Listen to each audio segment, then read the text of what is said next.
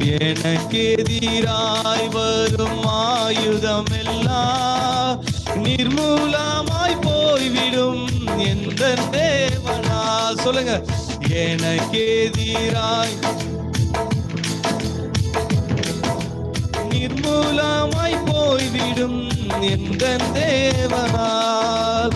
என் பலன் ஆரோக்கியம் தேவதானமே, எந்த சரீரம் ஆசீர்வதிக்கப்படும்.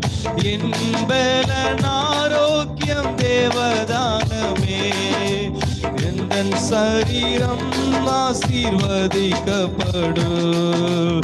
எந்த தேவனால், எந்த தேவனால் நிச்சயம் நான் ஆசீர்வாதம் பெற்று கொள்ளுவேன். உந்தன் வசனம் கை